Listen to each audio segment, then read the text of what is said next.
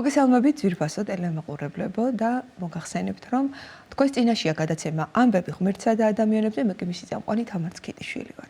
დღეს ჩვენთან სტუმრად იმყოფება ნაკულბაქევის წმინდა გიორგის სახელობის მონასტრის მღვდელმსახური მღვდელი ელიზბარ ჭეშია.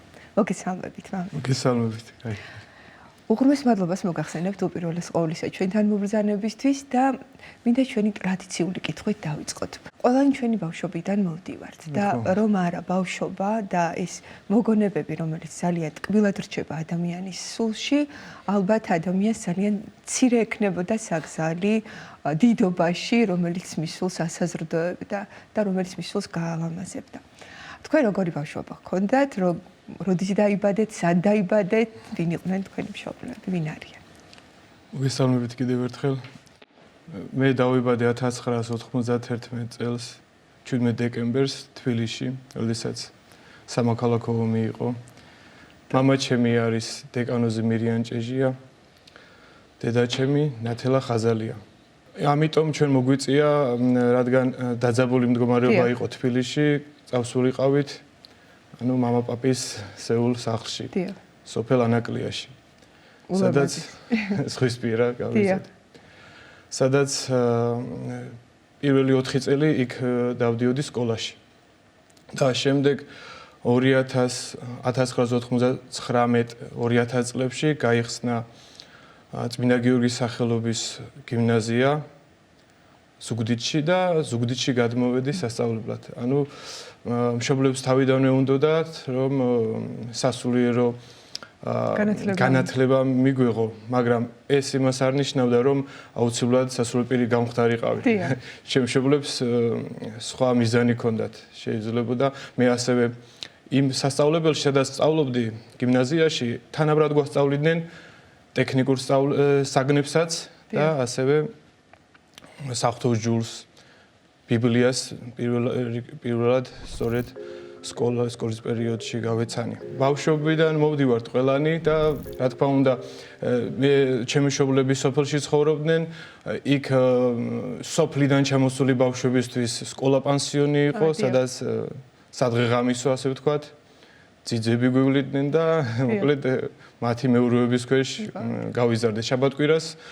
სოფელში ვრუნდებოდით და აი მონატრებას მშობლებისას ვიკლავდით. მეც და ჩემი ძმაც ამ სკოლაში ვსწავლობდით.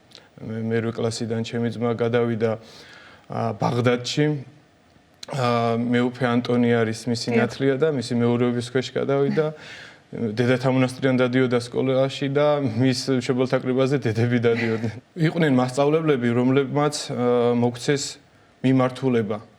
ესენი იყვნენ უპირველეს ყოვლისა საღვთო ჯულის მასწავლებლები, ქართული ენის და ლიტერატურის აზგანსვენებული მარინა ჩხეიძე, რომელიც მას შეგვაყვარა ახალი აღთქმა. შეგვაყვარა ყველაზე აი საზეპიროებს გვაძლევდა, ისე გვაძლევდა, რომ ეს ყველასთვის იყო მისაღები, რომ დღესაც მახსენდება, როდესაც უკვე სასულიერო პირი ვარ და შეხება მაქვს წმინდა წერილთან, აი იმ სკოლის პერიოდში ნასწავლი აბზაცები, მუხლები სახარებიდან, თუნდაც ერთი შეიძლება გავიხსენოთ, არა დადგიან სანთელი ქვეშე ხვიმირს, არამედ სასანთლესა ზედა, რათა ნათობს იგი ყოველთა და შემდეგ როცა გავიზარდე აბოთვილის ცხოვრებაში შემხვდა ეს და ის ჩემი მასწავლებელი, რომელმაც თავიდანვე მოგცა ეს მუხლები და მოგცა სიყვარული ახალი აღთქმის, ის იმ დროისთვის გარდაცვლილი იყო. ძალიან ცელქე ვიყავი. როგორ ახერხებდით თანამ სასულიერო პანსიონის სიტუაციაში ამ ყველაფერს? ჩემი ეს უფრო ალბათ სანამ სოფლის სკოლაში დავდიოდი, მანამდე გამოვავლინე ჩემი ყველანაირი უარყოფითი ბავშვისთვის თუ შეიძლება სიცელქეები და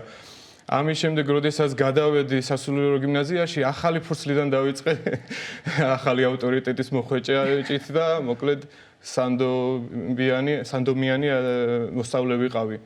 საბოლოოდ შემდეგ სკოლა პანსიონი ბოლომდე არ ფუნქციონირებდა. ზოგჯერ კლასელებთან გვიხდებოდა ცხოვრება, მივყავდით მეგობრებს და იქიდან დავდიოდით, მაგრამ ისევ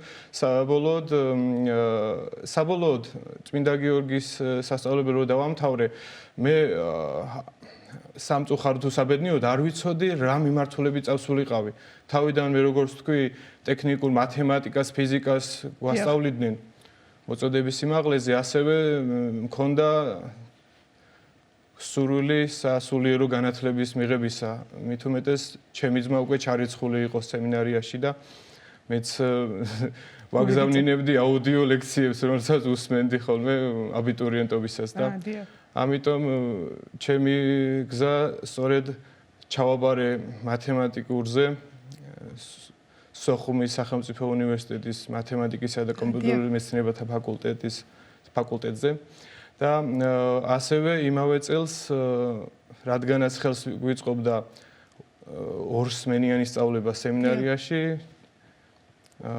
სამების ჯგუფში მოვხდი ფსიქოლოგიურ ფაკულტეტზე სემინარიასთან არსებულ სასულიერო სემინარიასთან არსებულ ფსიქოლოგიის ფაკულტეტზე და რა თქმა უნდა დილით ვესწრებოდი აქ ჯიქიას ქუჩა იყო მე პოლიტკოვსკაიას შემდეგ მივდიოდი მეორე სმენა უკვე 2-ზე მეწყებოდა მივდიოდი სემინარიაში მივდიოდი და ესეთი დატვირთული იყო ჩემი საუნივერსიტეტო დრო. როგორ გძლიათ მე აი მათემატიკოსობიდან როგორ გძლიათ აი სასულიერო ცხოვრება თუ როგორც მათემატიკოსმაც იმუშავეთ თუ არა? როგორც მათემატიკოსმა კერძო რეპეტიტორად თითქმის 10 წელი ვიმუშავე.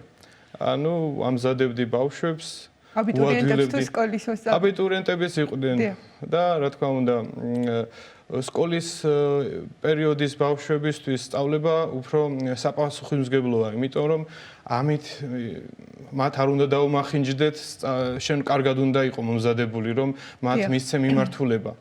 და რა თქმა უნდა რეპეტიტორი პირველ რიგში ეუბნება თავის მოსწავლეებს, რომ სკოლაშიც უნდა ისწავლოს, მოусმინოს მასწავლებელს და პატივისცეს და თუ რამეს ვერ გებულობს, ამ შემთხვევაში უადვილებს რეპეტიტორი ამ ყველაფერს და მე რო ვთქვი თავიდან კომპლექსიანი ბავშვი ვიყავი, ცელქი ვიყავი და აი ბავშვებთან ურთიერთობამ ცოტა გამხსნა, მაგრამ ყველაზე მეტად სასურველ პირობა დამეხმარა იმაში, რომ თუნდაც ჩემი აზრი დამოუკიდებლად გამომეხატა და ამისთვის ჭირდება სასულიერო პირის კომუნიკაბელური უნდა იყოს, რომ ადვილად დაამყაროს ურთიერთობა ადამიანებთან. უკვე როდესაც თქვენ დაიბადეთ, სასულიერო პირი იყო მამამირიანი თუ შემდეგ გახდა?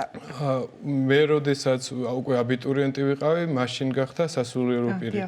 მანამდე დიდი ხნის განმავლობაში იყო სტიქაროსანი და შემდეგ უკვე ხელდასხმული იქნა მეუფე ანტონის მიერ ვანისა და ბაღდადის ეპარქიაში მსახურობს ამჟამად. მოკლედ, როდესაც ჩვენ სოფლიდან დავდიოდით სოფელ ანაკლიაში ტაძარი არ იყო გახსნილი, ამჟამად არის წმინდა ნიკოლოზის სახელობის ტაძარი, ეკლესია და პირველად სტიქრით ამ ტაძარში შევიმოსე. და სანამ გაიხსნა აი უკვე ვიყავი მე-9 კლასში. და ძალიან მახსოვს, იმიტომ დიდი ხანი მინდოდა სტიქაროსნობა და ალბათ უფრისნება იყო, რომ დროზე ადრე არ მოსულიყო ჩემთან ეს სიხარული და ყველაფერი ისე მოვიდა ბუნებრივად და დიდი პასუხისმგებლობით სტიქაროსნობა დღესაც, როდესაც მოვალი სტიქაროსნები არიან, სურვილი აქვთ, ვეუბნებით, რომ გაუფრთხილდნენ იმ სიხარულს, რასაც ისინი საკურთხეველში განიცდიან. პირველად ყოფნის დროს და ეს სიხარული არ უნდა გაუნელდეთ. თქვენ ბრძანეთ რომ ცელქი ვიყავიო, თუ გახსოვთ ის თამაშები, რომელიც ძალიან გამორჩეულად გიყვარდათ პატარაობის დროს, შემდეგაც უკვე ვთქვათ, ან თუ გქონდათ თქვენთვის საყვარელი სპორტის სახეობა? დიახ. ახლა მოგახსენებთ ასეთი თამაშობები, რა თქმა უნდა, რაც იყო გავრცელებული სკოლაში ფიზკულტურაზე, რასაც გვათამაშებდნენ, გვასწავლიდნენ და რა თქმა უნდა მე უკვე როდესაც ზუგდიდში გადავედი სასწავლებლად იქ დავდიოდი ჯერ ჭიდაობაზე, შემდეგ ხრიდოლზე. ეს ხრიდოლი არის ქართული საბრძოლო ხელოვნება, რომელიც მაშინ უკვე აღდგენა ფეხს იკიდებდა. და ამის შემდეგ რადგანაც სპორტით ვიყავი დაკავებული, სხვა ამბიციები თუნდაც ისიც დამეხმარა, რომ იმდენად ცელქი არ ყოფილიყავი და ჩემი ენერგია საჭირო ადგილას დამეხარჯა. დიახ. და ალბათ უფრო ემოციების მართვაშიც, როგორც ყოველთვის სპორტი სხვანაირად ეხმარება ადამიანებს, დიახ. ანუ დაპირისპირება თუნდაც ხო შეიძლება მოსწავლეებს შორის ყოფილიყო, მაგრამ ჩვენ იქ იყო ტატამი, რინგი და იქ ხარჯავდით ენერგიას და ამის შემდეგ ჩვენ არ ზრდოს არ მახსენდება რომ ინვესთან გვეჭიდავა რინგს გარეთ ან მეთვალყურის გარეთ რომ გვეჭიდავა. თქვენი პირველი წიგნი თუ გახსოვთ, მამაელის ბარ, რომელმაც აი განსაკუთრებული შთაბეჭდილება მოახდინა, თქვენზე ბაძავდით, ვთქვათ. დიახ, მახსენდება წიგნი ჩარლზ დიკენსის, დევიდ კოპერფილდის თავგადასავალი, რომელიც ადრეულ ასაკში წავიკითხე. შემდეგ იყო სხვა წიგნები, მაგრამ მაინც სულიერი ცხოვრების ეტაპზე როცა შედის ადამიანი, უნდა კონდეს სასულიერო განათლება. და სანამ განათლება ექნება, ვინმე მხოლოდ უნდა მოგვაწოდოს, რომ ჩვენ სურვილი გაგვიჩნდეს. თქვა უნდა მშობელმა შეიძლება ასევე მასწავლებელმა და დიდი როლი აქვს მშობელს და მასწავლებელს თუ რა სასულიერო ლიტერატურას აერჩევს თუ მხატვრულ ლიტერატურას თანაბრად რა თქმა უნდა და სახარება ყველაზე საკუთარ თავს ყველაზე მეტად სახარების კითხვის დროს გრძნობდი და სახარება იყო ყველაზე მთავარი. ჩვენ ასევე ჩვენი სკოლის პერიოდში იყო ესეთი კონკურსი და ახლაც არის დავითიანთან არსებული ჩვენ სწავლობთ ბიბლიას და ჩვენი სკოლის სასულიერო გიმნაზიის ნაკრების კაპიტანი ვიყავი და ჩვენ სწავლობდით სიღრმისეულად სწავლობდით ბიბლიას რომ შეჯიბრის ფორმა ჰქონდა მაგრამ ამით ჩვენ ხო ცოდნა გვიგროვდებოდა რომელიც თუნდაც დღემდე მომყვება და რა თქმა უნდა სასულიერო სასწავლებელში სწავლებისას უფრო გავიღრმავე სიღრმისეულად და სემინარია, აკადემია ამაში ძალიან დამეხმარა პირადად, როგორც მოვალ სასულიერო პირს. მაგრამ აქვე შევნიშნავ, რომ ჩემს მშობლებს უფრო საერო განათლებისკენ ჰქონდათ იმედი, რომ მე წავიდოდი იმ მხარეს, საერო განათლებისკენ. ამიტომაც მათემატიკური დავამთავრე, მაგრამ როდესაც დავოჯახდი 2015 წელს ოქტომბერში შემდეგ აკადემიაში ვსწავლობდი, აკადემიაში სწავლების პერიოდი მქონდა და აი ღლობის мотиваცია, სამღვდელო მსახურების мотиваცია არქიმანდრიტმა სერაფიმე ჭედიამ მომცა. ანუ შინაგანად მქონდა წორვილი, მაგრამ ეს ვერ ვანდობდი სხვებს, ანუ ჯერ მაინც როგორც არ თვლიდი თავს ამის ღირსად. შიში მქონდა, პასუხისმგებლობა მქონდა, სწორედ რომ აი გრიგოლ ხანძთელიდანო გავიხსენოთ, პატივს ავხედავ და პატიჟისაგან მეშინის ეს გიმნაზიაში სწავლებისას წავიკითხე პირველად ჰაგიოგრაფიული ნაწარმოები გიორგი მერჩულესი, გრიგოლ ხანძთელის ცხოვრება და ანუ რა შეიძლება, ანუ ხო არის ყველას ხო მოსწონს, როდესაც ის არის მაღლა დგას ამბიონზე, მაგრამ თურმე სიზნელეები აქვს ამ ყველაფერს და ეს ამას ბავშვობიდან ვფიქრობდი რა შეიძლება ყოფილიყო ის პატიჟი, რასაც გრიგოლ ხანძთელი გაურბოდა და მაგრამ ასე ვთქვათ, ღვთის ნება თუ არის ალბათ დგება სახარებისეული მოწოდების ხანა ყველასთან და მე როდესაც იმის მიუხედავად მამაჩემი სასულიერო პირია, ჩემი ძმა მღვდელი გრიგოლი სასულიერო პირია, მე მაინც მამა სერაფიმემ მომკიდა ხელი, მითხრა თუ გინდა მსახურება, შესაძლებელია ეს ყველაფერი და ამის შემდეგ მე სასულიერო პირებთანაც მივდიოდი, ვეკითხებოდი, აი უფლის ნებას რო ეძებდი და საბოლოოდ, რა თქმა უნდა, მადლობელი ვარ მე უფლის პირველ რიგში, იმიტომ რომ მისი ნების გარეშე არაფერი არ ხდება და დღევანდელ დღეს ვსახურობ ნაქულბაქევის წმინდა გიორგის სახელობის მონასტერში მღვდლად. მამაელის ბა რომელი იყო პირველი ტაძარი, სადაც მსახურება დაიწყეთ? სვეტიცხოველი, რადგანაც თქვენ მამა სერაფიმე ახსენეთ, დიახ. დიახ, სვეტიცხოველში ვიმსახურე დიაკვნად, პირველი დიაკნობის დღეები, თვეები, მე პანდემია დაერთო ამ ყველაფერს და დაახლოებით 4 წელი მე ვიყავი საპატრიარქო ტაძრის, ანუ სვეტიცხოვლის დიაკონი. და ძალიან კარგად მახსენდება ის დრო, მე მივიღე დიდი გამოცდილება, იქ დიდი საძმოა, და მათთან ურთიერთობა მე უფრო მეტ კარგს მასწავლიდა და მაძლევდა. თვითონ სვეტიცხოველში მსახურებაზე არ შემიძლია რომ არ ვკითხოთ როგორი ამ უძველეს ტაძარში ქართველებისთვის უპირველეს ტაძარში სადაც ჩვენი უდიდესი სიწმინდეა და სწორედ შეიძლება სვეტიცხოვლის სიყვარულმა გამაბედინა ამ გზაზე შედგომა და ამასაც ვფიქრობდი შეიძლება ჩემი გვარის წარმომადგენელი აღარ ემსახუროს ამ ტაძარს გარკვეული წლების განმავლობაში და მე მიდგება ეს ისტორიული დრო, როდესაც სვეტიცხოველში ვიმსახურო და ჩვენთვის ყველაზე დიდი სიხარული იყო, როდესაც სვეტიცხოვლობას მოდიოდა მოდის პატრიარქი. როგორ იყო უწმინდესთან პირველი თანამსახურება, თუ გახსოვთ აი ეს ემოცია? ჯერ კიდევ სტიქაროსნობაში მომიწია, როდესაც სამებაში დავდიოდი სტიქაროსნად. პატრიარქის მსახურება ყოველთვის განსხვავებულია რიგითი მსახურებისგან, იმიტომ საპატრიარქო მსახურება, ეს სამეუფო მსახურება არის სრული მსახურება.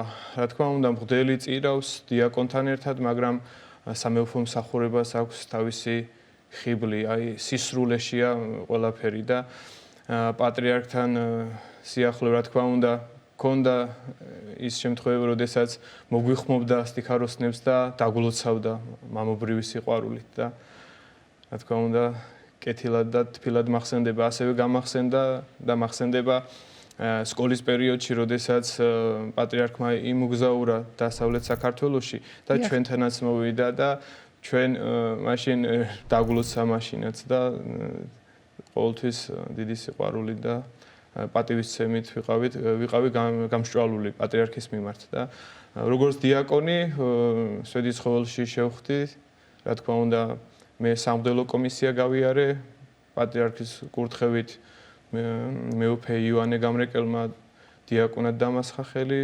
2017 წელს და მოკლედ როგორც მისი როგორც უწმინდესი და უნეტარესი ილია მეორის ეპარქიაში მსახური, მღვდელსახური, მე სწორედ მის ომოფორქვეშ მსახურობ, რადგან მღვდელი ყოველთვის მისი მაკურთხეველი მეუფის, პატრიარქის ომოფორქვეშ წირავს. როდესაც თქვენ გადაწყვეტეთ, რომ აი თქვენს ტაძრის გზას დადგომოდით, ასე რომ ვთქვათ, როგორი რეაქცია ჰქონდათ თქვენს ოჯახს, როგორი რეაქცია ჰქონდათ თქვენს მშობლებს? დარწმუნებული ვარ, ძალიან გავხარდებოდათ, გაუკვირდებოდათ და გავხარდებოდათ კიდეც.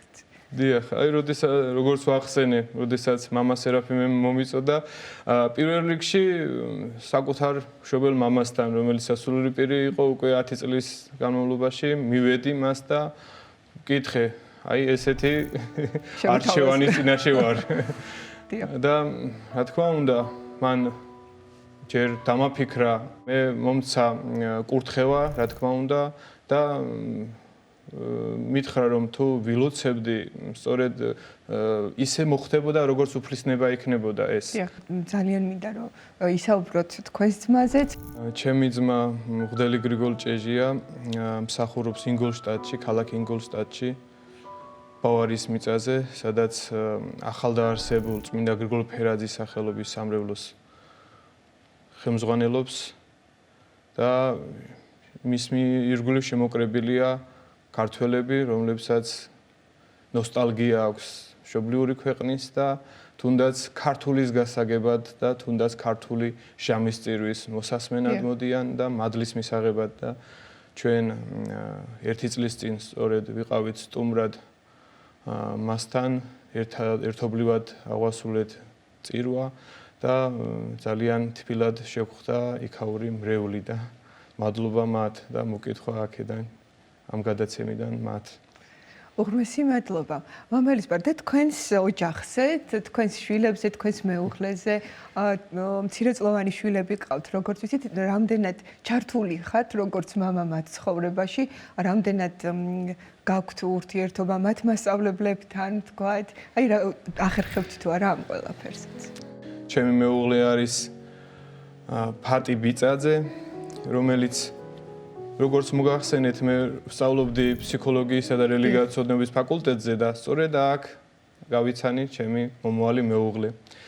და ჩვენ პირველ რიგში ვიყავით კარგი მეგობრები და ყველასთვის მნიშვნელოვანია, როდესაც მეგობრობით იწყება ურთიერთობა, იმიტომ რომ ამაზე მტკიცე საყრდენი არ არსებობს. და როგორც სასულიერო პირი დროიდან გამომდინარე, მაინც ვცდილობ რომ ჩავერთო ბავშვების აღზრდაში. ისინი არიან ერთი სკოლის პირველი კლასელია, ფოტინე ჭეჟია პირველი კლასელია და დანარჩენი 4 ბაღამდელ ბაღში და ბაღამდელ ეტაპზე არიან. რა თქმა უნდა, სკოლაში მიყვანა, გამოყვანა, რა თქმა მე როდესაც ხდება ბავშვი ფოტინეს როდესაც კითხვები აქვს მათემატიკაზე, იქ უკვე ერთვებით. ასევე ვცდილობ რომ მას შევაყვარო სასულიერო ლიტერატურა. ყველაზე მნიშვნელოვანია საბავშვო ბიბლია, რომ იკითხოს მოზარდმა, რომ თუ სქელკანიან თლიან ბიბლიას ვერ აიღებს, იქ არის მთავარი მომენტები, რომლითაც შეუძლია მას ზოგადი წარმოდგენა ჰქონდეს ძველ აღთქმისეულ, ახალ აღთქმისეულ ცხოვრებაზე და ეკლესიაზე და ამიტომ მნიშვნელოვანია მშობლების ჩართულობა ბავშვების აღზრდის საქმეში. მაგრამ აქვე შემიძლია ვთქვა, რომ უფრო მეტად, რა თქმა უნდა, ჩემი მეუღლეა ჩართული და ის არის ჩემთვის საყრდენი ოჯახთან დაკავშირებით. თუ წირვაზე არ მივდივარ, იმ დროს ვცდილობ სახლში დავრჩე, ოჯახში დავრჩე ბავშვებთან და მათ აი ის რაც სასულიერო პირის ბავშვებს სჭირთ ხოლმე, რომ ხშირად ენატრებათ მშობელი და ეს მონატრება რომ აუვსო თუნდაც მამობრივი დარიგებით, თუნდაც გასეირნებით და ამ ყველაფერში ვცდილობ რომ ვიყო ნორმალური მამა, მეუღლე და სასულიერო პირი. ვცდილობ დავაბალანსო ჩემი ცხოვრების დრო, გავანაწილო რომ რა თქმა უნდა ოჯახი ყველასთვის ციხესიმაგრეა და ჩემთვისაც ასეა. თქვენ მსახურობთ მონასტერში მსახურების ტიპიკონი რამდენად განსხვავებულია ჩვეულებრივი ტაძრისაგან, რამდენი მღვდელმსახური ბრძანდებით? მე მსახურობ წმინდა გიორგის სახელობის ნაქოლბაქების დედათა მონასტერში. ჩვენ ვყავს იღუმენია დედა ნატალია, დედებით, დედა ნატალიას მიმართ მინდა მადლიერება გამოვხატო, იმიტომ ის არის დიდი გამოცდილების მქონე ქალბატონი და ყველა ვინც მასთან მოდის თუნდაც გაჭირვებული, თუნდაც განსასწრებში მყოფი, ის ცდილობს მას გული გაუთფოს და პირველ რიგში ჩვენ როგორც სასულიერო პირებს, ვინც მონასტერში მსახურობთ, დეკანოზი, მამაშიო და მე მსახურობთ ამ მონასტერში და ჩვენთვის როგორც მშობელი დედა ისე ზრუნავს და ეს დასაფასებელია ჩემი მხრივ. ეს ჩვენი ტრადიციული კითხვა, რამდენიმე ადამიანი ახალგაზრდა ფიქრობს დადგეს თუ არა ტაძრის გზას. რას ეტყოდით ასეთ ადამიანებს?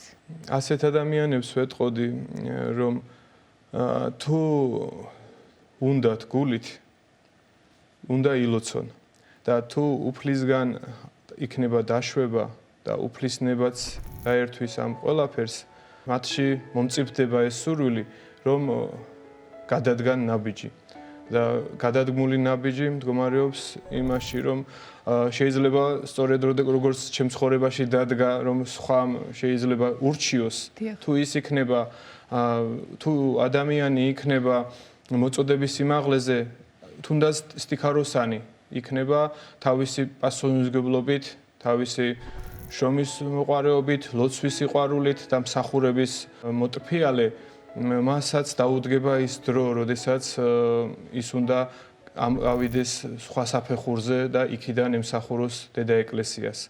ამიტომ მშობლებსაც ვეტყოდი და ყველას, რომ ბავშვს უნდა კითხონ დაწყებით კლასებშივე თუ რა უნდა გამოვიდეს.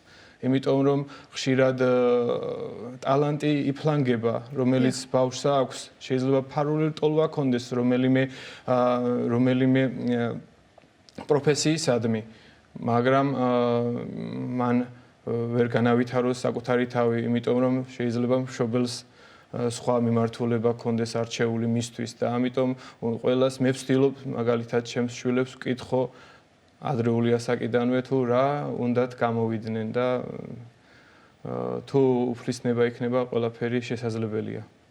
უღრმესი მადლობა, ძალიან დიდი მადლობა მამაელისმარე საინტერესო ინტერვიუსთვის. ჩვენს მაყურებელს კი კიდევ ერთხელ შევახსენებ, რომ დღევანდელი ჩვენი სტუმარი გახდათ ნაქულბაქევის წმინდა გიორგის სახელობის დედათა მონასტრის მღვდელმსახური მღვდელი ელიზბარ ჭეშია. გემშვიდობებით.